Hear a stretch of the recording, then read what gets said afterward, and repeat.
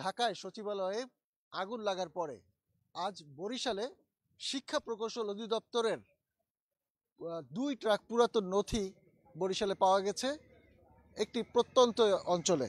এবং সেই নথি ট্রাকে করে নিয়ে যাওয়া এবং সেখানে এক জায়গায় রাখা এবং সেখানে পোড়ানোর কথা বলা হচ্ছিল নথিগুলো।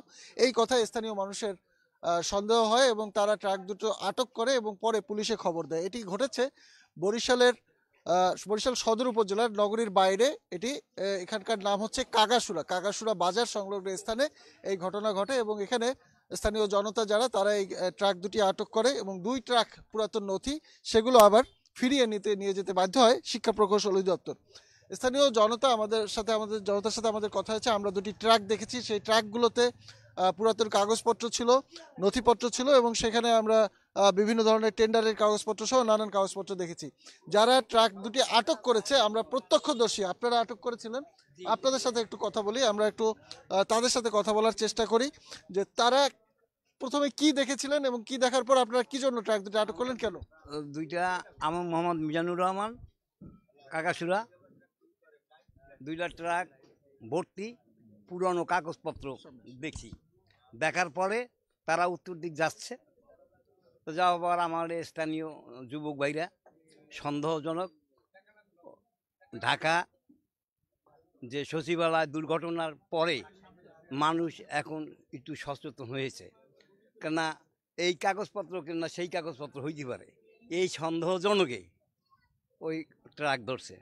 ধরার পর শিক্ষা অফিসের অধিদপ্তর, ওনার নামটা সঠিক আমার নাই, শহীদুল ইসলাম, উনি আসছে।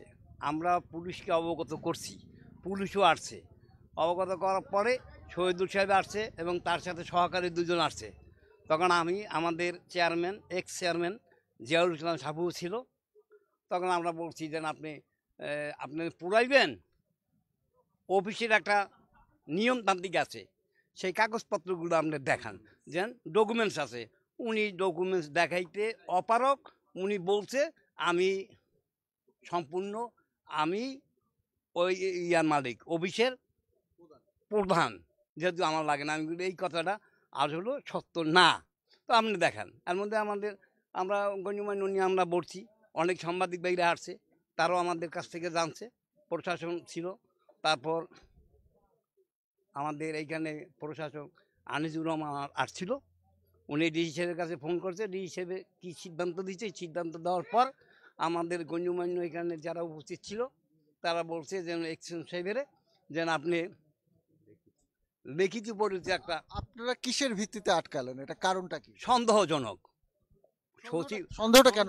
সচিবালয় বাংলাদেশের যে এখন অবস্থা, সেই অবস্থার পরিপ্রেক্ষিতে এবং সচিবালয় আগুন দেওয়ার পরিপ্রেক্ষিতে সন্দেহজনক স্থানীয় পোলাপানে ধরছে যুবক ভাইরা ধরে দেখছে, তারা কোনো প্রমাণ দেখাইতে পারে না যে আমাদের অকেজো কাগজপত্র, পুরান কাগজপত্র সন্দেহ করে ধরা হয়েছে।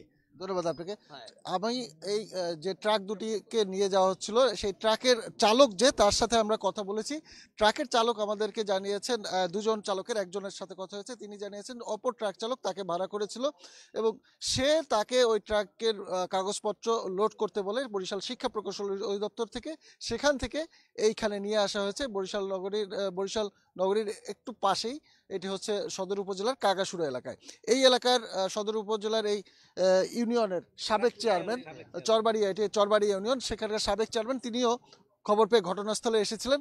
তারপরে তিনি পুলিশকে খবর দেন। তার কাছ থেকে আমরা জানবো যে কি খবর পেয়ে আপনি এখানে এসেছিলেন এবং সেখান থেকে কি সিদ্ধান্ত নিলেন।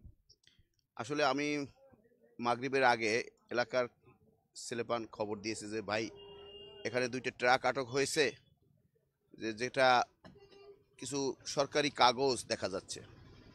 তাই আমি বললাম যে কিসের কাগজ দেখা যাচ্ছে। তারপর ওখানে যে ট্রাকের সাথে যারা ছিল তারা বলছে এটা শিক্ষা প্রকৌশল অধিদপ্তরের কাগজ।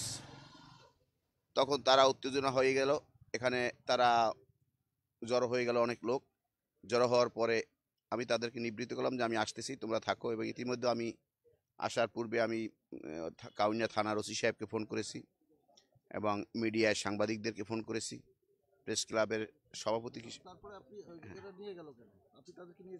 হ্যাঁ, না, আমি এখন এখানে আসার পরে দেখলাম যে আসার পরে আমি দেখলাম যে ওই শিক্ষা প্রকৌশল অধিদপ্তরের এক্সচেঞ্জ সাহেবও আসছেন এখানে, তাকে খবর দিয়ে আনা হয়েছে।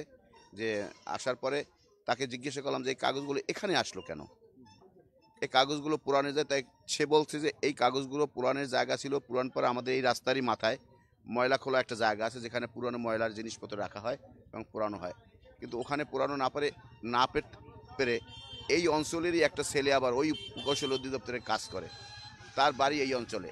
সে এখানে তার বক্তব্য হলো যে সে নদীর পাড়ে নিয়ে যেয়ে পোড়াবে, কিন্তু এই নদীর পাড়ে নিতে যেয়ে এখানে জনগণের সাথে সন্দেহ হয়েছে যে এই কাগজগুলা কেন এখানে নিয়ে আসবে। তারা মুসলেকা দিছে যে এই কাগজগুলো এখানে জনগণ যেহেতু ধরছে এবং সেই জনগণ আবার জনগণের কাছ থেকে আমরা কাগজগুলো ফেরত নিয়ে গেছে এবং তারা পরবর্তীতে প্রশাসনের সহায়তা নিয়ে প্রশাসনের নির্দেশ মোতাবেক তারা এই কাজগুলো করবে, এখানে বসে পোড়াইতে দেওয়া হয়নি। হ্যাঁ, অফিসে যোগাযোগ, অফিসের মাধ্যমে এটা পোড়াইবে আর কি।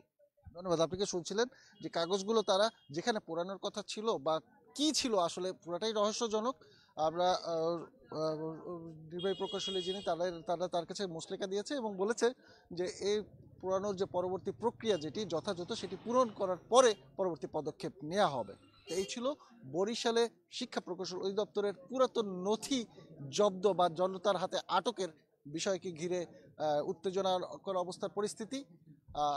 আরও এরকম পরবর্তীতে আরও অন্যান্য খবরের আরও থাকতে পারে। সেই পর্যন্ত চ্যানেল 24 সাথেই থাকুন, ভালো থাকুন। আমি কাউসার হোসেন রানা এখানেই বিদায় নিচ্ছি। সকলকে ধন্যবাদ।